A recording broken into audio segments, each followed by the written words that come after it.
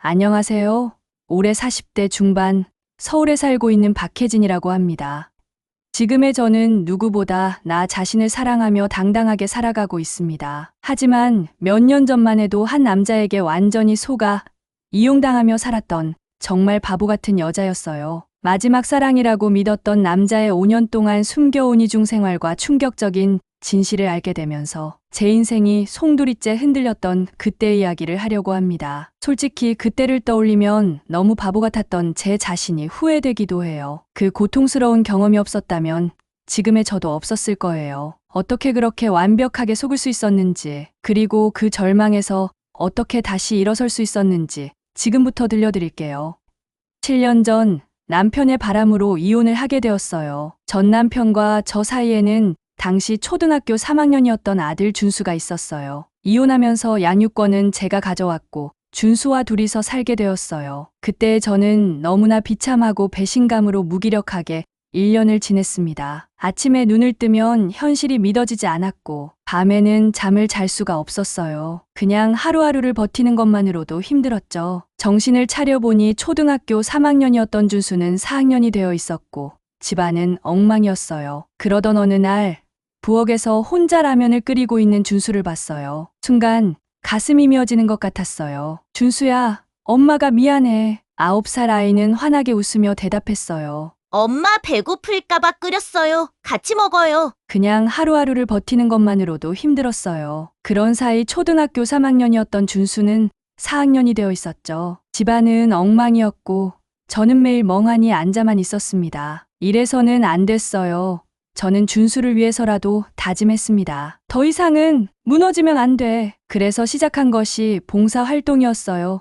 준수와 함께 작은 봉사활동이라도 하며 활기차게 생활을 시작했습니다. 처음에는 정말 힘들었어요. 사람들을 만나는 것도 어색했고 웃는 것도 억지스러웠습니다. 다른 사람들은 모두 행복해 보이는데 저만 혼자 상처받은 것 같았거든요. 하지만 준수를 위해서라도 노력해야 했죠. 시간이 지나면서 봉사활동에서 만난 사람들의 따뜻함을 느끼기 시작했어요. 특히 어려운 이웃들을 도우면서 조금씩 마음의 상처가 치유되는 것 같았습니다. 그렇게 몇 달이 지났을 때였어요. 민호 씨는 봉사활동에서도 언제나 성실했어요. 도움을 주는 일에 주저함이 없었고 항상 먼저 나서서 힘든 일을 맡았습니다. 첫인상이 정말 좋았어요. 키가 크고 듬직해 보였는데 무엇보다 따뜻한 미소가 인상적이었습니다. 눈을 마주칠 때마다 다정하게 웃어주었어요. 무거운 박스를 옮기던 어느 날이었어요. 혜진 씨, 제가 도와드릴게요. 혼자 들기엔 너무 무거워 보여요. 민호 씨의 목소리는 부드러웠고 눈빛에는 진심이 느껴졌어요. 저는 순간 마음이 움츠러들었습니다. 한번 크게 상처받았던 터라 남자들을 믿기가 어려웠거든요. 하지만 민호 씨는 달랐어요. 조급해하지 않았고 제가 마음을 열 때까지 기다려주는 것 같았습니다. 준수 정말 착하네요. 어머니를 많이 닮았나 봐요. 민호 씨의 다정한 말과 세심한 배려는 점점 저를 안심하게 만들었어요. 그의 곁에 있으면 마음이 편안해졌습니다. 오랫동안 느껴보지 못했던 평온함이었어요. 민호 씨의 관심과 배려는 시간이 지날수록 더 깊어졌습니다. 주말마다 봉사활동을 마친 뒤 준수와 저를 항상 집까지 데려다주곤 했습니다. 집이 같은 방향이에요. 편하게 타세요. 처음에는 사양했는데 자연스럽게 태워주었어요. 차 안에서 나누는 대화는 항상 즐거웠습니다. 민호 씨는 준수에게도 관심을 많이 가져주었어요. 준수야, 학교에서 뭐가 제일 재미있어? 축구요? 아저씨도 축구 좋아해요? 그럼 나중에 같이 축구해볼까? 준수는 처음에는 어색해했지만 점점 민호 씨를 따르기 시작했어요. 어느 날 민호 씨가 저희에게 저녁을 함께 하자고 제안했어요. 준수가 좋아할 만한 음식점을 알아봐뒀어요. 시간 되시면 함께 어떠세요? 조심스럽게 물어보는 민호 씨의 모습을 보니 제 마음이 조금 설렜어요. 그 순간 깨달았습니다. 오랫동안 닫혔던 제 마음에 작은 틈이 생기고 있다는 걸요. 하지만 동시에 두려움도 밀려왔어요. 또다시 상처받게 되면 어떡하지? 준수에게도 또 아픈 기억을 남겨주게 되는 건 아닐까? 저는 민호 씨의 따뜻한 눈빛을 바라보며 고민에 빠졌습니다. 민호 씨와의 첫 저녁 식사는 생각보다 자연스러웠어요. 준수가 좋아할 만한 패밀리 레스토랑을 미리 알아본 민호 씨의 세심함에 제 마음이 조금씩 열리기 시작했습니다. 준수야, 여기 치킨 정말 맛있다던데 먹어볼까? 네. 좋아요. 준수의 밝은 대답을 들으며 저는 오랜만에 안도의 한숨을 쉬었어요. 이혼 후 처음으로 누군가와 함께하는 식사였거든요. 민호 씨는 준수가 먹기 편하도록 치킨을 작게 찢어주고 음료수가 떨어지면 바로 채워주었습니다. 아이를 배려하는 그의 모습이 자연스러워 보였어요. 그 모습을 보며 제 가슴 한구석이 따뜻해졌어요. 혜진 씨, 혹시 괜찮으시면 앞으로 종종 이렇게 만나면 어떨까요? 민호 씨가 조심스럽게 물었을 때 저는 순간 당황했습니다. 하지만 준수의 환한 표정을 보니 거절할 수가 없었어요. 그렇게 시작된 만남들은 점점 자주 이어졌습니다. 주말마다 봉사활동을 마친 뒤 민호 씨는 저희를 집까지 데려다 주곤 했어요. 나중에 알고 보니 전혀 같은 방향이 아니었는데도 말이에요. 몇 번의 외식이 이어진 후 어느 토요일이었어요. 준수가 갑자기 배가 아프다고 하더라고요. 아침에 먹은 우유가 상했나 봤어요. 혜진 씨, 준수 괜찮나요? 민호 씨가 걱정스러운 표정으로 물었어요. 집에 가서 죽이라도 끓여줘야겠어요. 그럼 제가 집까지 모셔다 드릴게요. 집에 도착해서 준수를 침대에 눕히고 저는 부엌에서 죽을 끓이기 시작했어요. 민호 씨는 거실에서 준수를 돌봐주고 있었습니다. 어때요? 준수 좀 나아졌어요? 죽이 끓는 동안 민호 씨가 준수의 이마에 손을 대며 물었어요. 네, 조금 나아진 것 같아요. 다행이네요. 혜진 씨가 정성껏 끓인 죽 먹으면 금방 나을 거예요. 죽이 다 끓었을 때 민호 씨가 부엌으로 왔어요. 우와, 정말 맛있는 냄새가 나요. 저는 늘 하던 닭죽이었는데 민호 씨의 반응은 상상 이상이었어요. 에이, 별거 아니에요. 그냥 닭죽인데요. 아니에요. 뭔가 다른 죽과 다르게 향이 정말 좋아요. 준수가 죽을 먹는 동안 민호 씨는 계속 감탄했어요. 준수야, 엄마가 만든 죽 어때? 정말 맛있어요. 아저씨도 드셔보세요. 제가 먹어봐도 될까요? 민호 씨가 조심스럽게 물었을 때 저는 그릇을 하나 더 가져다 주었어요. 한 숟갈 떠서 입에 넣은 민호 씨의 표정이 완전히 바뀌었어요. 이게 정말 집에서 만든 죽이에요. 네, 왜 그러세요? 너무 맛있어서 정말 깜짝 놀랐어요. 이렇게 맛있는 죽은 처음 먹어봐요. 민호 씨의 눈이 반짝반짝 빛났어요. 진심으로 맛있어하는 모습이었습니다. 그 후로도 민호 씨는 제가 만든 집밥을 먹고 싶다며 준수와 놀아준 뒤 저희 집에서 저녁을 먹곤 했어요. 처음에는 가끔이었는데 점점 자주 오게 되었어요. 일주일에 서너 번은 기본이었습니다. 민호 씨는 제가 만든 어떤 음식이든 정말 맛있게 먹었어요. 된장찌개 어떤 식당보다 훨씬 맛있어요. 어떻게 시금치나물이 이렇게 맛있을 수가 있죠? 민호 씨의 진심 어린 칭찬에 저도 모르게 기분이 좋아졌어요. 민호 씨와 즐겁게 식사를 하고 있는 준수의 모습을 지켜보던 저는 가슴이 뭉클했어요. 준수가 이렇게 해맑게 웃는 모습을 본 게 언제였던지. 이혼 후 준수는 늘 조심스러워했어요. 엄마 눈치를 보며 혼자 감정을 삭히는 아이였거든요. 그런데 민호 씨와 함께 있을 때는 정말 아이다워 보였습니다. 민호 씨가 자주 저녁을 함께 하게 되면서 준수도 변하기 시작했어요. 엄마, 민호 아저씨 오늘도 와요? 학교에서 돌아온 준수가 기대에 찬 목소리로 물었어요. 아마도. 좋다. 아저씨랑 숙제도 같이 하고 싶어요. 어느새 민호 씨는 준수에게 없어서는 안 될 존재가 되어 있었어요. 언제부터였을까요? 민호 씨를 바라보는 제 시선이 달라지기 시작한 건요. 그는 준수에게 아버지 역할을 해주려고 했고, 저에게는 든든한 버팀목이 되어주려고 했어요. 몇 달이 지나자 준수의 변화는 더욱 뚜렷해졌습니다. 엄마, 오늘 학교에서 아빠 이야기 나왔는데 친구들이 아빠랑 뭐 했냐고 물어보더라고요. 제 가슴이 철렁 내려앉았습니다. 준수에게 아버지의 부재는 여전히 아픈 상처였을 텐데요. 그런데 이상해요. 민호 아저씨 생각이 났어요. 준수의 말에 저는 깜짝 놀랐어요. 아저씨랑 축구할 때가 제일 재미있거든요. 아저씨가 진짜 아빠면 좋겠어요. 그 순간 마음 한켠이 아려왔습니다. 아이의 솔직한 마음이 저를 흔들어 놓았어요.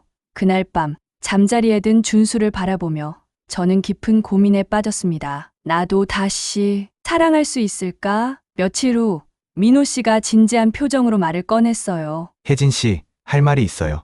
평소와 다른 무거운 목소리에 저는 긴장했습니다. 혜진 씨와 준수가 더는 혼자 지내지 않았으면 좋겠어요. 민호 씨의 눈빛은 진지했어요. 제가 두 사람 곁에 있으면 안 될까요? 저희가 함께 살면 어떨까요? 순간 제 심장이 멎는 것 같았습니다. 혜진 씨가 제 인생에서 가장 소중한 사람이에요. 준수도 제 아들 같아요. 민호 씨의 고백에 제 마음이 요동쳤어요. 하지만 동시에 두려움도 밀려왔습니다. 저는 전 남편이 바람피운 사실을 알게 된 후부터는 남자를 믿지 않기로 했어요. 혹시 또 상처받으면 어떡하죠? 제 목소리는 떨리고 있었어요. 민호 씨는 제 손을 부드럽게 잡았습니다. 저도 말은 안 했지만 전처의 바람으로 이혼을 했어요. 그 상처가 너무 커서 새로운 사랑을 할 수 있을까? 항상 망설였어요.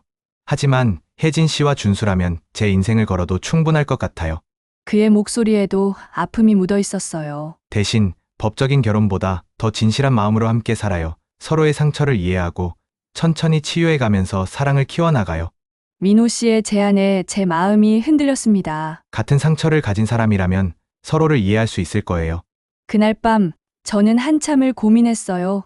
준수의 행복한 얼굴이 계속 떠올랐습니다. 민호 씨와 함께 있을 때 정말 밝아 보였거든요. 그리고 무엇보다 저 자신도 민호 씨 곁에 있으면 마음이 평안해졌어요. 오랫동안 혼자 버텨온 제게는 너무나 감사한 존재였습니다. 다음 날 아침 저는 민호 씨에게 전화를 걸었어요. 민호 씨, 어제 말씀 진심이세요? 물론이죠. 그럼 우리 함께 해요. 전화기 너머로 민호 씨의 안도하는 한숨이 들렸어요. 정말 고마워요. 혜진 씨 후회하지 않게 해드릴게요. 그렇게 민호 씨는 저와 준수가 살던 집으로 자연스럽게 이사를 와서 함께 살기 시작했어요. 민호 씨가 저희 집으로 이사 온 날을 잊을 수가 없어요. 짐이 그리 많지 않았어요. 옷가방 2개와 책상, 그리고 몇 개의 박스가 전부였습니다. 이게 다예요? 네, 저는 원래 소유욕이 별로 없어서요. 민호 씨는 수줍게 웃으며 대답했어요. 처음 며칠은 정말 조심스러웠습니다. 서로에게 적응해야 할 것들이 많았거든요. 화장실 사용 시간, 샤워 순서, 아침 준비하는 패턴까지 모든 게 새로웠어요. 하지만 민호 씨는 정말 배려심이 깊었습니다. 제가 먼저 화장실을 쓸 수 있도록 기다려주었고 설거지며 청소까지 자연스럽게 함께 했어요. 혜진 씨, 제가 할게요. 쉬세요. 아니에요. 같이 해요. 아니요. 제가 여기서 신세를 지는 입장인데요. 민호 씨의 말에 제 마음이 따뜻해졌어요. 준수의 변화는 더욱 놀라웠습니다. 처음에는 아저씨라고 불렀지만 점점 마음을 열어가기 시작했어요. 아저씨, 오늘 학교에서 축구 시합이 있었어요. 정말? 어떻게 됐어? 우리 팀이 이겼어요. 제가 골도 넣었다고요. 준수가 이렇게 신나서 하루 있었던 일을 얘기하는 모습을 본 게 언제였던지. 민호 씨는 준수의 이야기를 정말 재미있게 들어주었어요. 마치 자신의 일처럼 기뻐해 주었습니다. 우와, 정말 대단한데? 다음에는 아저씨도 보러 가도 될까?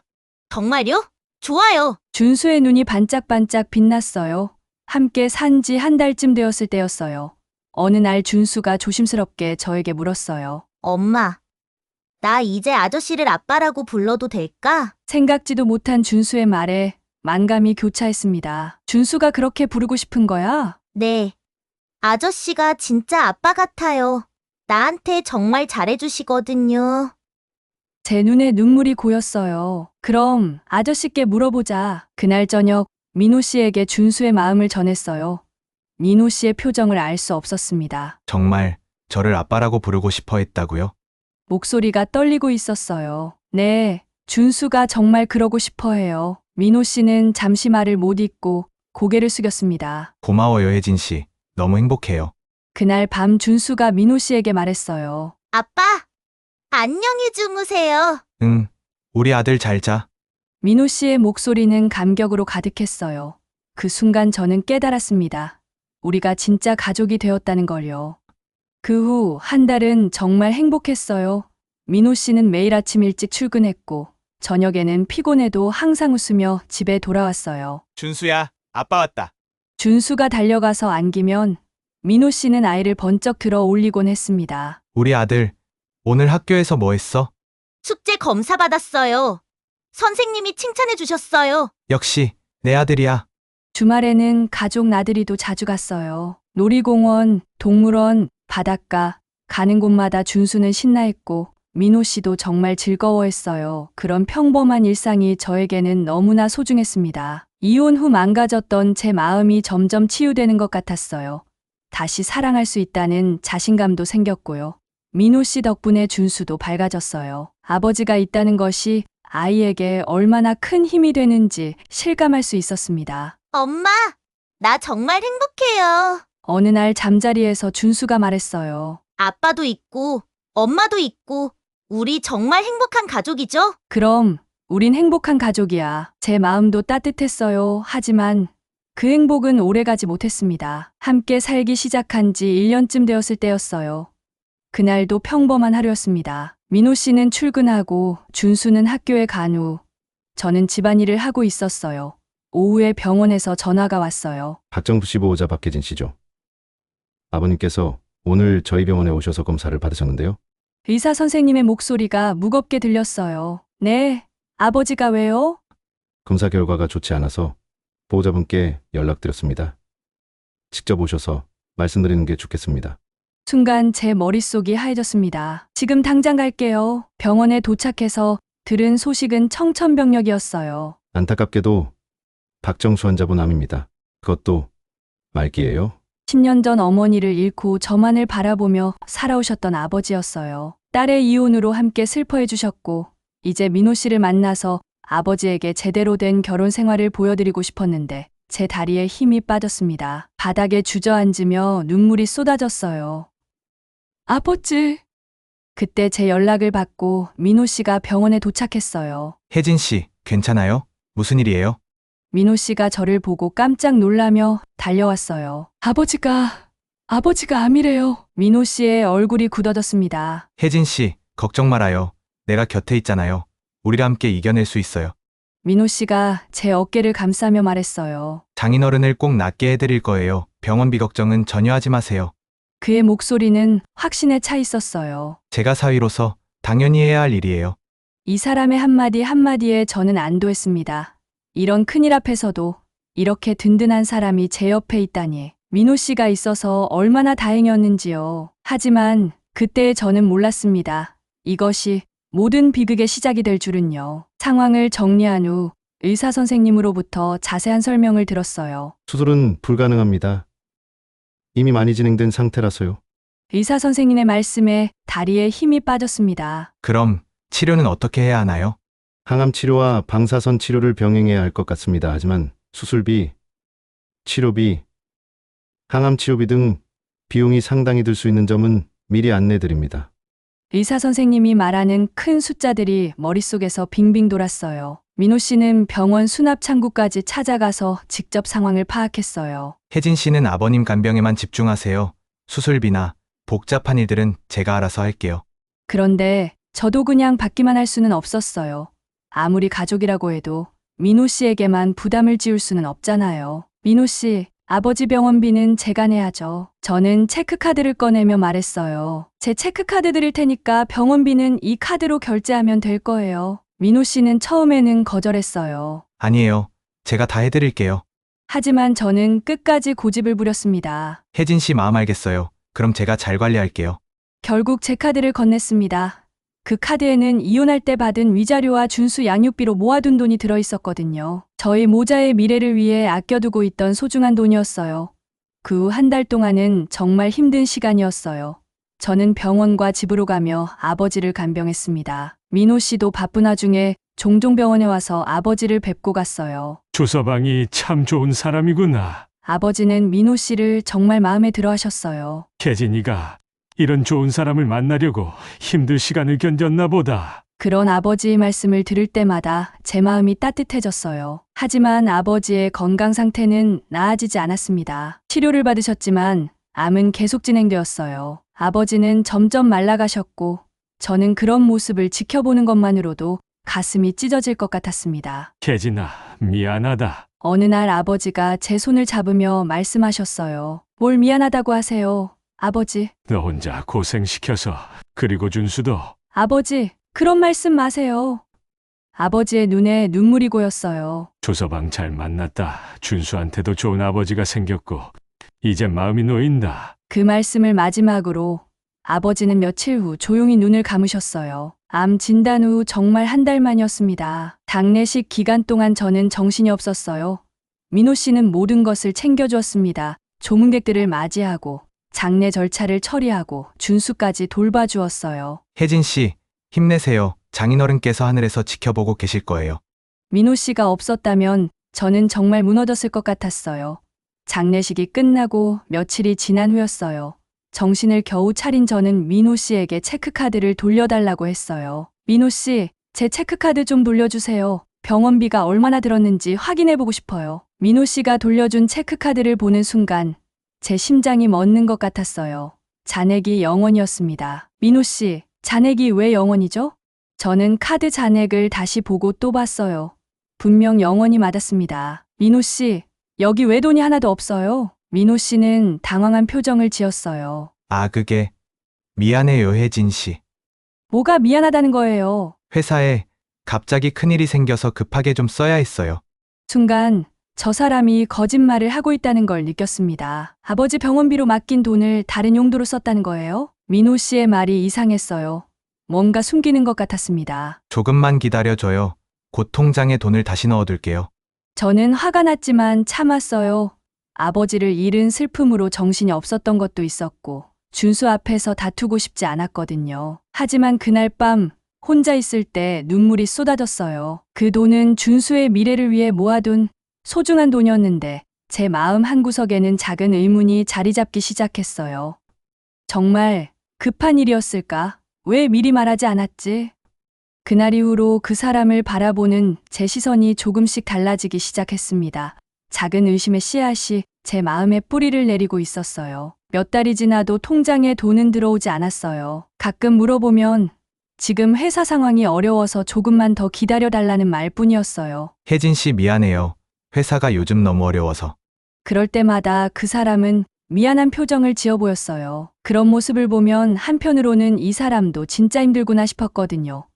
그래서 더 이상 재촉하지 않았어요. 시간이 흘러 함께 산 지 4년째가 되었습니다. 준수는 이제 중학생이 되었고 저희는 평범한 가정처럼 지내고 있었어요. 어느 날부터인가 민호 씨는 한 달을 넘게 한숨을 쉬며 우울해하기 시작했습니다. 평소에 밝던 민호 씨가 갑자기 침울해져서 걱정이 되었어요. 민호 씨, 무슨 일이에요? 물어봐도 대답하지 않았어요. 그냥 괜찮다고만 했죠. 하지만 집안 분위기가 점점 무거워졌어요. 민호 씨는 밥도 제대로 먹지 않았고 말수도 줄었습니다. 준수도 아빠의 변화를 눈치채고 조심스러워했어요. 엄마, 아빠 왜 그래요? 제가 뭔가 잘못했나요? 준수의 걱정스러운 표정을 보니 더 이상 참을 수 없었어요. 그런 상황이 계속되자 저는 민호 씨에게 다시 물어봤어요. 대체 무슨 일이에요? 이렇게 힘들어하는 모습 보기 싫어요. 그제야 민호 씨가 입을 열었어요. 이번에 미영이 결혼할 때 오빠로서 금전적으로 도움을 주고 싶은데 제가 가진 게 하나도 없어서요. 민호 씨의 목소리는 무거웠습니다. 아버지가 일찍 돌아가셔서 자신이 아버지 역할을 해야 하는데 능력이 안 되어서 보태줄 돈도 없고 미영이에게 너무 미안하다고 했어요. 민호 씨의 눈에 눈물이 고였어요. 동생한테 너무 미안해서 잠도 못 자겠어요. 오빠로서 자격이 없는 것 같아요. 그 모습을 보니 제 마음도 아팠어요. 가족을 생각하는 민호 씨의 마음이 얼마나 간절한지 느껴졌거든요. 그때 민호 씨가 조심스럽게 물어봤어요. 혜진 씨, 혹시 돈 좀 빌려줄 수 있어요? 마음은 충분히 이해했지만 기분은 좋지 않았어요. 아직 돌려받지 못한 돈 생각이 났거든요. 아버지 병원비로 맡겼다가 돌려받지 못한 그 돈. 하지만 절박한 표정을 보니 차마 거절할 수가 없었어요. 무엇보다 집안 분위기가 너무 우울해졌거든요. 준수가 아빠 눈치를 보면서 조심스러워하는 모습을 보니 속이 상했습니다. 이 아이에게 또 어둡고 무거운 가정 분위기를 보여주고 싶지 않았어요. 얼마나 필요해요? 정말 빌려줄 수 있어요? 혜진 씨 너무 고마워요. 그의 눈이 반짝였어요. 당신이 이렇게 힘들어하는데 빌려줘야죠. 하지만 이 돈은 진짜 돌려줘야 해요. 준수가 대학 갈 때 쓰려고 따로 모아둔 돈이란 말이에요. 이번에는 더욱 확실하게 말했어요. 정말 고마워요, 혜진 씨. 평생 잊지 않을게요. 정말 고맙다면서 몇 달 안에 꼭 갚겠다고 약속했어요. 절대 오래 끌지 않을게요. 약속해요. 돈을 빌려준 이후로 집안 분위기는 한층 밝아졌어요. 민호 씨는 다시 예전처럼 웃음을 되찾았고 준수도 마음이 놓인 듯 편안해 보였죠. 아가씨 결혼식도 무사히 잘 치렀습니다. 결혼식 자리에서는 돈 이야기를 꺼내지 않았어요. 민호 씨가 오빠 노릇하겠다며 직접 빌려간 만큼 그의 체면도 생각해야 했으니까요. 그렇게 우리는 다시 평범하고 행복한 일상으로 돌아갔어요. 민호 씨는 예전처럼 다정했고 준수와 함께하는 시간도 늘었습니다. 그런데 1년쯤 지나면서 민호 씨에게 또 다른 변화가 생기기 시작했어요. 혜진 씨, 회사 상황이 좋지 않아서 이직을 해야 할 것 같아요. 심각한 표정으로 말했어요. 갑자기 이직이라뇨? 새로 구한 직장은 전보다 연봉은 적지만 겨우 구한 거예요. 미안해요. 그 말을 들으니 내 맘은 또 안쓰러웠어요. 민호 씨도 힘든 상황인데 가족을 위해 애쓰고 있구나 싶었거든요. 그 후 이직한 회사는 외부 업무가 많다며 출장이 잦아졌어요. 새 회사에 적응하느라 바빠졌어요. 조금만 이해해줘요. 정말 자주 집을 비웠습니다. 출근도 점점 빨라지고 퇴근은 점점 늦어졌어요. 주말에도 회사에 나가는 일이 많아졌고요. 이직 후 가정을 제대로 돌보지 못한다며 항상 미안해했어요. 준수야, 아빠가 바빠서 미안해. 준수에게도 자주 하는 말이었죠. 하지만 우리 가족을 위해 열심히 하는 모습을 보니 저도 부족해진 생활비를 벌기 위해 반찬 가게에서 알바를 시작했어요. 언젠가는 상황이 나아질 거라고 믿으며 하루하루를 보내고 있었어요. 어느 날 준수가 학교에 간 뒤 저는 집안일을 하며 평소처럼 하루를 보내고 있었습니다. 민호 씨도 언제나처럼 아침 일찍 출근했죠. 오후 3시쯤 모르는 번호로 전화가 왔습니다. 전화기 너머로 들려온 목소리는 차갑고 딱딱했어요. 경찰입니다. 조민호 씨 교통사고 관련으로 조민호 씨 옷에서 발견된 비상번호로 전화드려요. 순간 제 머릿속이 하얘졌습니다. 교통사고라니 어떻게 된 거예요? 조민호 씨가 교통사고로 현장에서 사망하셨습니다. 믿을 수 없었어요. 아침에 웃으며 출근했던 민호 씨였는데 온 세상이 멈춘 것 같았어요. 손에 들고 있던 전화기가 떨어질 뻔했습니다. 다리에 힘이 쭉 빠지면서 바닥에 주저앉았어요. 사고 시간은 오후 1시 30분경이고 자세한 내용은 직접 오셔서 확인하시기 바랍니다. 경찰의 설명이 계속 이어졌지만 제 머릿속은 하얘졌어요. 믿을 수 없었습니다. 전화를 끊고 나서도 한참을 멍하니 앉아 있었어요. 민호 씨가 죽었다는 것 자체가 믿어지지 않았습니다. 떨리는 손으로 준수에게 전화했어요. 목소리가 제대로 나오지 않았습니다. 전화기 너머로 준수의 목소리가 들려왔지만 저는 어떻게 말해야 할지 몰랐어요. 엄마, 왜 그래요? 무슨 일이에요? 얘기해 주세요. 준수야, 아빠가. 목이 메어 말을 제대로 할 수가 없었습니다. 아빠가 교통사고를 당했어. 준수의 얼굴이 순식간에 굳어졌어요. 아빠한테 무슨 일 있어요? 아빠가 하늘나라로 가셨어. 준수도 충격을 받았는지 말을 잇지 못했어요. 싫어요, 엄마. 아빠랑 우리 평생 함께 하기로 했잖아요. 저도 준수와 함께 울었어요. 부고를 알리려고 민호 씨 휴대폰을 찾았지만 보이지 않았어요. 경찰에서도 사고 현장에는 민호 씨의 휴대폰이 없었다고 했습니다. 하는 수 없이 회사와 시댁연락처로 장례 소식을 알렸어요. 장례식장은 조문객들로 북적였습니다. 민호 씨의 회사 동료들, 친구들, 친척들이 와서 위로해 주었어요. 저는 그저 멍한 눈빛으로 고개만 끄덕였습니다. 준수는 제 옆에 조용히 있었어요. 혜진 씨 힘내세요. 고인이 하늘에서 지켜볼 거예요. 정말 좋은 분이었는데 너무 일찍 가셨네요. 사람들의 위로 말씀이 계속 이어졌지만 저는 실감이 나지 않았어요. 그렇게 멍한 상태로 장례를 치렀습니다. 장례식이 끝나고 집에 돌아와서 저는 민호 씨 물건을 정리하기 시작했어요. 민호 씨와의 추억이 담긴 물건들을 하나하나 정리하면서 그를 기억하고 싶었거든요. 그러다가 침실 충전기에 꽂혀 있던 민호 씨의 휴대전화를 발견했어요. 그 순간 핸드폰이 울렸습니다. 화면에 김 부장이라는 분의 전화가 와서 받았어요. 여보세요? 전화기 너머에서 들려온 목소리는 여자 목소리였어요. 그런데 화가 잔뜩 나 있는 것 같았습니다. 야, 조민호 왜 이렇게 전화 안 받아? 저는 당황했지만 정중하게 인사했어요. 안녕하세요, 부장님. 조민호 씨 아내 박혜진입니다. 그런데 상대방이 웃음을 터뜨렸어요. 아, 웃겨. 내가 부장으로 저장되어 있구나.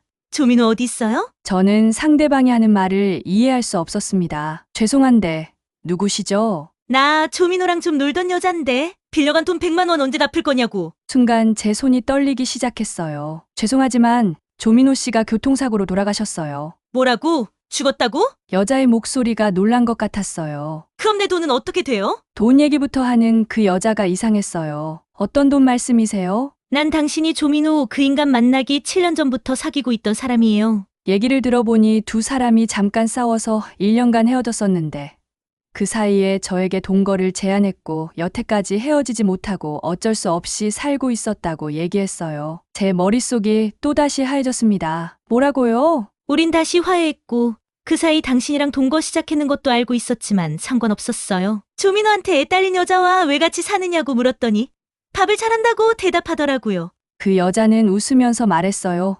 마치 재미있는 얘기를 하듯이요. 밥을 잘해서 살고 있다고? 제가 민호 씨에게는 그냥 밥 해주는 여자였던 걸까요? 전화를 끊고 나서 제 손은 끝없이 떨렸어요. 7년 전부터라니, 그럼 우리가 만나기 전부터 다른 여자가 있었다는 건가요? 며칠 동안 혼란스러웠어요. 하지만 어떻게 해야 할까요? 알지도 못하는 여자의 전화 한 통에 저의 5년을 부정하기 싫었어요. 이미 죽은 사람을 미워해봤자 어쩔 수 없잖아요. 민호 씨는 준수에게 좋은 아버지였어요. 저에게도 한결같았고요. 설마 그 모든 게 다 거짓말이었을까요? 분명 진심인 순간들도 있었을 거예요. 그렇게 스스로를 달래며 겨우 마음을 추스렸어요. 준수를 위해서라도 앞으로 나아가야 했으니까요. 하지만 그 전화 이후 제 마음은 편하지는 않았어요. 정말 그 여자의 말이 사실일까요? 민호 씨가 저를 정말 그렇게 생각했던 걸까요? 모든 충격을 겨우 견디고 정신을 차린 저는 해야 할 일들을 처리하기 시작했어요. 민호 씨의 연금을 정리하러 국민연금공단에 갔습니다. 사실혼 관계지만 배우자인 제가 민호 씨의 연금을 신청할 수 있을 줄 알았거든요. 필요한 서류들을 준비해서 상담 창구에 앉았어요. 조민호 씨 관련해서 연금 수령 신청을 하려고 왔는데요. 담당자는 컴퓨터 화면을 보더니 고개를 갸웃거렸어요. 혹시 신청자분과 고인과의 관계가 어떻게 되세요? 사실혼 관계예요. 5년간 함께 살았어요. 담당자의 첫 마디부터 충격이었어요. 이미 다른 분이 연금을 수령하셨는데요. 무슨 소리인지 이해할 수 없었어요. 다른 분이요? 그게 무슨 말씀이세요? 제 목소리가 떨리기 시작했습니다. 담당자는 컴퓨터 화면을 다시 확인하더니 조심스럽게 말했어요. 고인의 배우자 정보가 등록되어 있어서요. 이은지 씨로 되어 있는데요. 순간 제 심장이 멎는 것 같았어요. 이은지, 그게 누구예요? 두 분 사이에 1살 된 자녀도 등록되어 있네요. 연금 수령자는 그 자녀가 법적 보호자로 지정된 상태입니다. 담당자의 말에 제 몸이 굳어졌습니다. 1살 된 자녀, 혹시 언제 혼인신고가 되어 있나요? 제 목소리는 간신히 나왔어요. 1달 전에 혼인신고를 한 것으로 나와 있습니다. 1달 전? 제 머릿속이 완전히 하얘졌습니다. 그럼 저는 뭐가 되는 거죠? 죄송하지만 법적으로는 배우자 관계가 아니시라서. 담당자의 말이 더 이상 들리지 않았어요. 제가 알고 있던 모든 것이 무너지는 느낌이었습니다. 전처의 바람으로 상처받고 이혼해서 혼인신고는 절대 하기 싫다던 사람이었는데 다른 여자와 혼인신고를 하고 아이까지 있다니 저와 준수는 뭐였던 걸까요? 5년 동안 가족이라고 믿고 살았는데 그 사람에게는 아무것도 아니었던 겁니다. 저기, 괜찮으세요? 담당자가 걱정스러운 목소리로 물었어요. 저는 대답할 수 없었습니다.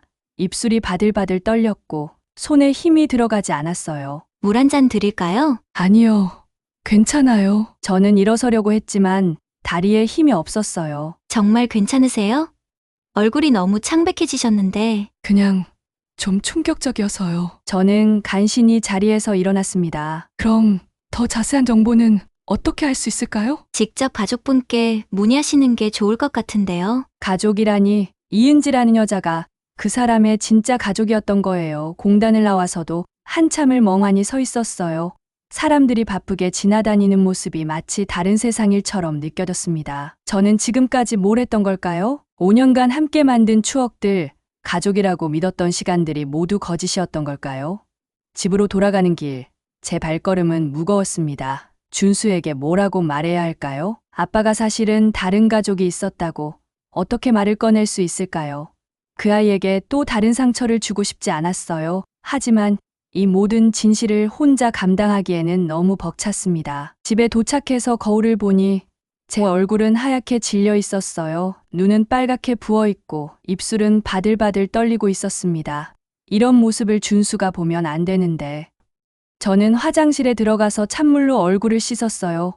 거울 속에 제 모습이 너무 초라해 보였습니다. 바보 같은 여자, 또 속은 여자, 그런 생각이 머릿속을 맴돌았어요. 그런데 한편으로는 아직도 믿기지 않았어요. 민호 씨가 정말 그런 사람이었을까요? 준수를 친아들처럼 사랑해준 그 마음도 가짜였던 걸까요? 저와 함께 웃고 울었던 모든 순간들이 연기였던 걸까요? 저는 더 많은 진실을 알아야 했어요. 이은지라는 여자가 누구인지, 그 아이는 정말 민호 씨의 아이인지 모든 것을 확인해야 했습니다. 더 이상 모르는 채로 살 수는 없었어요. 그날 밤 준수가 잠든 후 저는 오랫동안 잠들지 못했어요. 머릿속에는 온통 의문들만 가득했습니다. 정말 어떤 사람이었을까? 나는 5년 동안 누구와 함께 살았던 걸까? 더 많은 진실을 알고 싶었어요. 가만히 있을 수 없었습니다. 다시 정신을 차리고 사고 당시 상황을 더 자세히 알기 위해 경찰서를 찾아갔습니다. 경찰서 민원실에서 저는 떨리는 목소리로 제 사정을 설명했습니다. 담당 경찰관은 처음에 가족이 아닌 제게 개인정보를 알려줄 수 없다며 난색을 표했어요. 하지만 제 간절한 상황을 듣더니 조심스레 입을 열었습니다. 사고 당시 조민호 씨와 동승자로 함께 있던 분이 이은지 씨예요. 제 가슴이 다시 먹먹해졌어요. 동승자요? 사고 현장 인근에서 구조되었고 이은지 씨는 중상을 입어 병원에 입원 중이지만 생명에는 지장이 없어요. 경찰관의 말이 끝나자 저는 온몸에 힘이 빠지는 것을 느꼈습니다. 그제야 저는 민호 씨의 이중 생활이 단순한 의심이 아니라 현실임을 받아들일 수밖에 없었어요. 그 여자와 아이가 그 사람의 진짜 가족이었던 걸까요? 저는 미친 사람처럼 이은지를 찾아갔어요.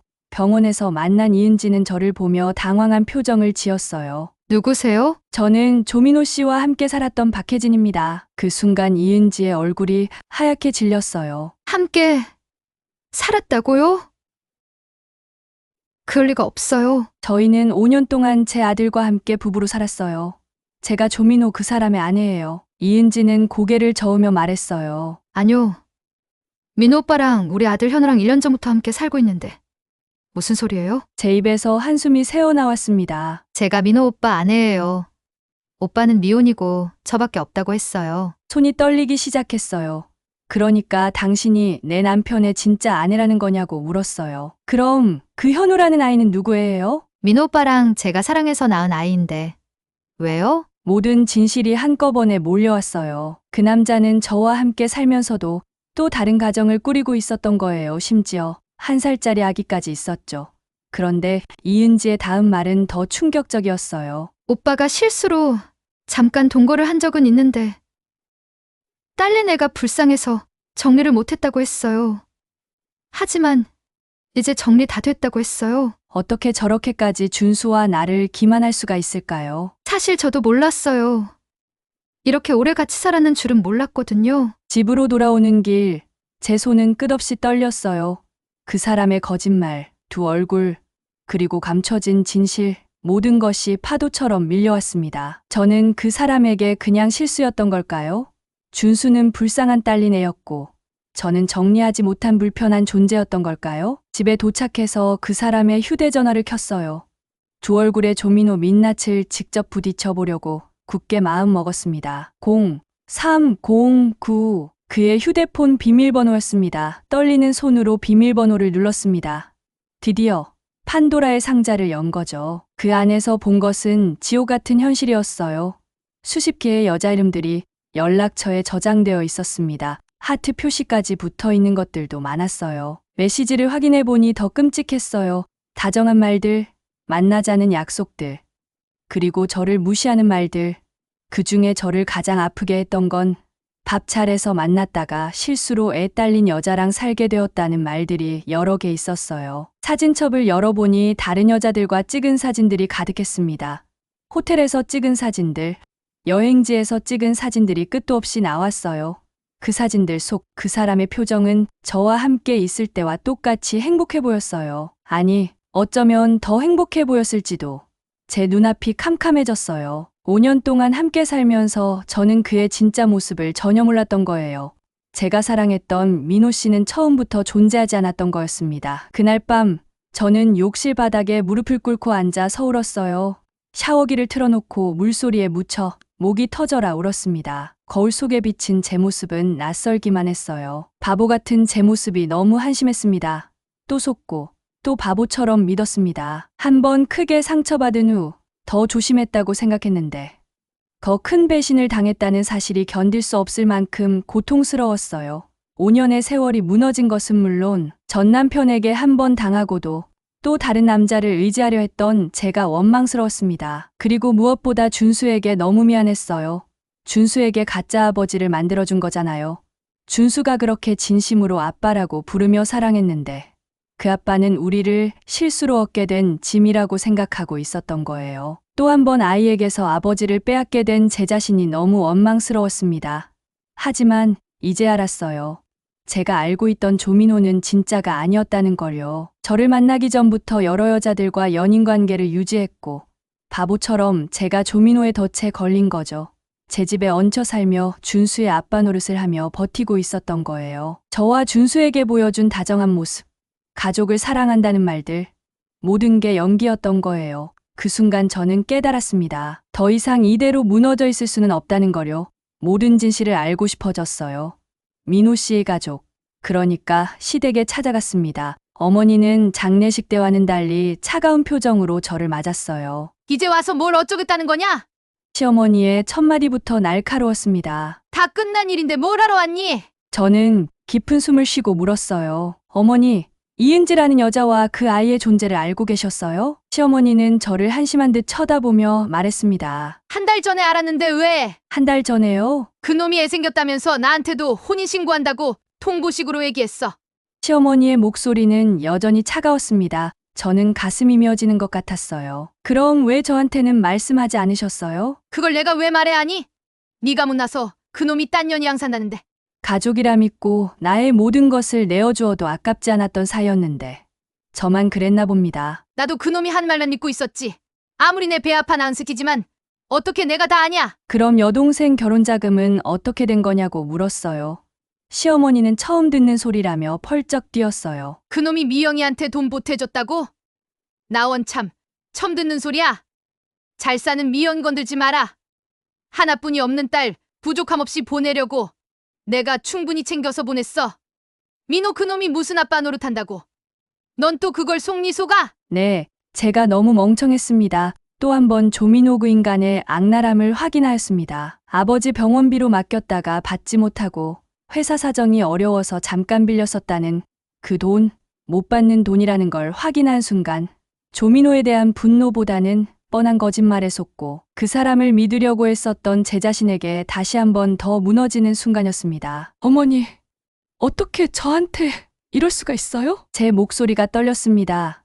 그런데 시어머니의 다음 말은 더욱 충격적이었어요. 사실 이용을 그렇게 보면서 헤어져야겠다고 매일 전화해서 얘기하더라고. 시어머니는 마치 남의 일처럼 말했어요. 그럼 저와 함께 웃고 이야기하던 그 모든 순간들이 가짜였던 걸까요? 제 다리에 힘이 빠졌습니다. 그럼 저희 모자는 뭐였던 거예요? 그건 나도 모르지. 니네가 그놈 좋다고 데리고 산 거잖아. 이번엔 어찌 안 들키고 사나 싶었네.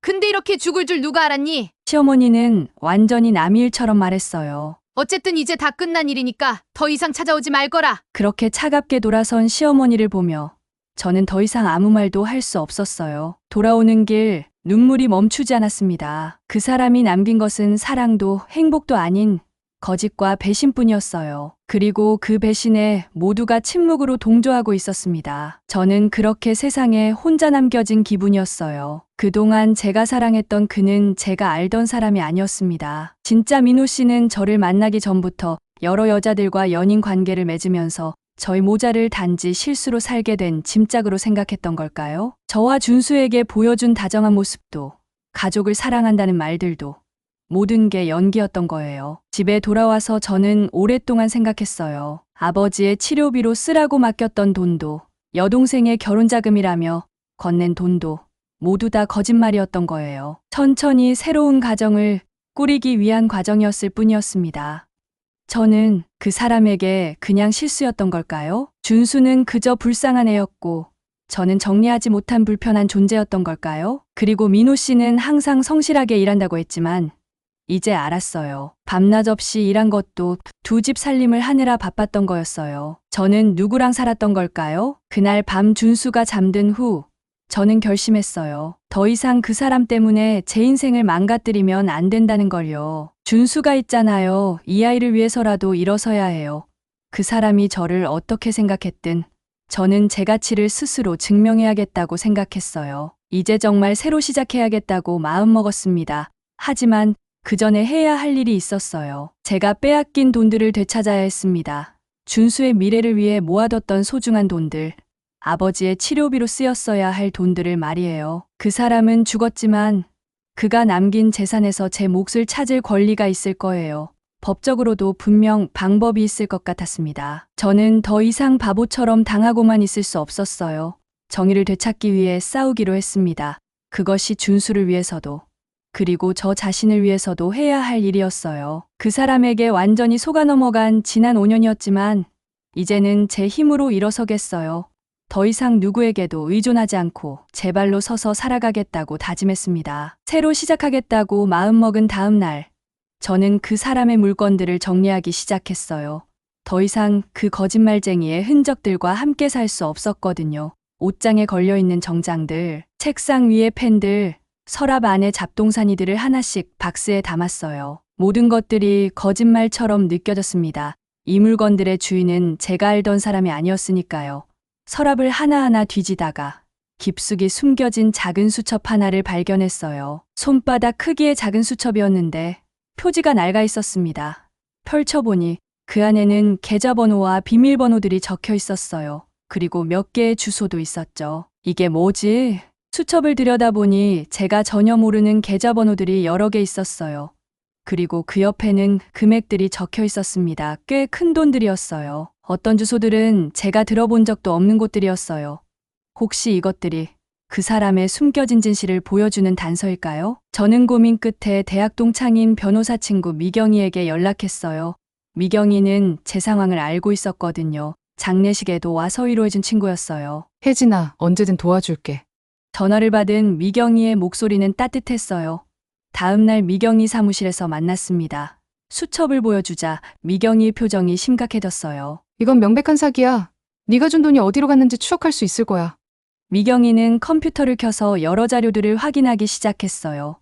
그 인간이 다른 계좌로 돈을 빼돌린 정황을 확보할 수 있어. 무엇보다 그 사람이 실제로 받던 급여와 저에게 말했던 금액이 완전히 다르다는 증거도 찾을 수 있다고 했어요. 이 정도면 법적으로 충분히 대응할 수 있어. 미경이가 말하길 그가 저에게 말했던 것보다 훨씬 많은 급여를 받고 있었대요. 그 인간이 죽었다고 해도 그놈 재산에서 네 몫을 찾을 권리가 있어. 미경이의 말을 들으니 마음 한구석에서 희망이 솟았어요. 적어도 완전히 당하고만 있을 필요는 없다는 생각이 들었거든요. 하지만 동시에 두려움도 있었어요. 법정에 서서 제 이야기를 해야 한다는 게 부담스러워요. 그 사람과의 5년을 모든 사람들 앞에서 얘기해야 한다는 게 창피하기도 하고요.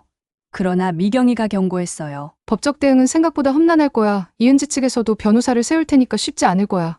특히 저와 그 사람 사이에 법적 혼인관계가 없었다는 점을 강하게 내세울 거라고 했어요.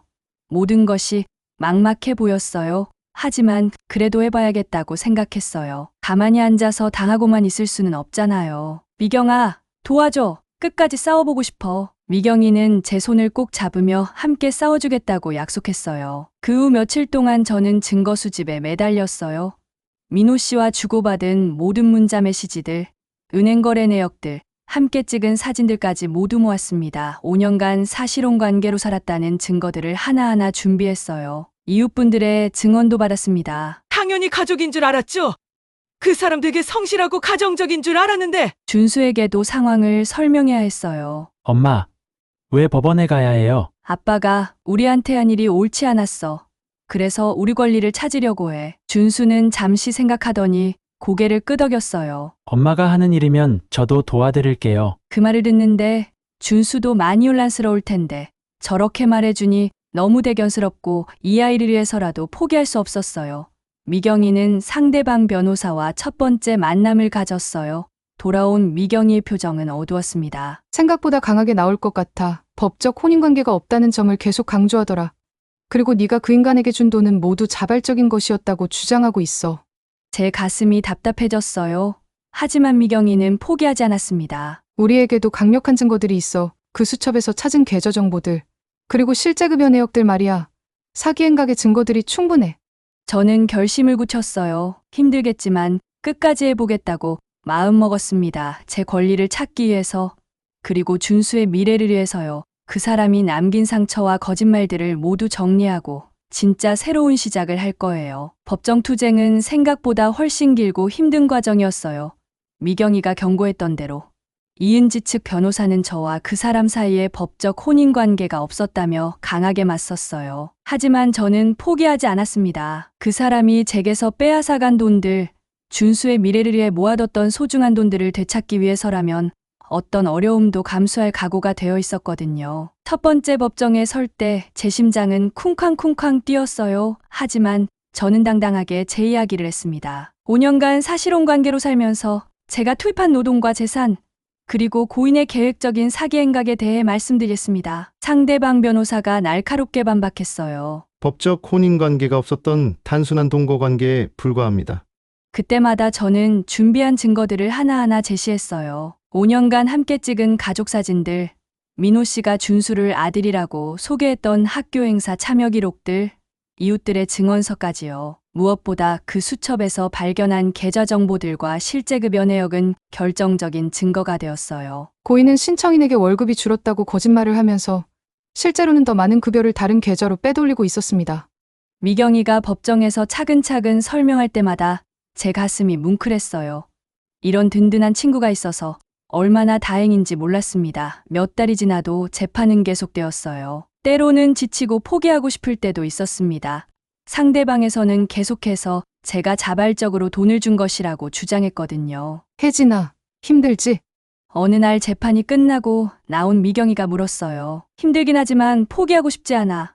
미경아, 네가 너무 고생이야. 고마워. 저는 준수를 위해서라도 끝까지 할 겁니다. 1년이 지나고 또 1년이 지났어요. 총 2년이라는 긴 시간이 걸렸지만 저는 끝까지 버텼습니다. 그리고 마침내 그날이 왔어요. 재판장은 다음과 같이 판결한다. 판사님이 목소리가 법정에 울려 퍼졌을 때 제 심장이 멎는 것 같았어요. 고인 조민호는 신청인 박혜진과 5년간 사실혼 관계를 유지하며 판사님의 말씀이 이어졌지만 저는 온몸이 떨려서 제대로 들을 수가 없었어요. 따라서 고인의 재산 중 상당 부분을 신청인 박혜진과 그의 자녀에게 돌려주도록 한다. 드디어 우리가 해냈습니다. 승소였어요.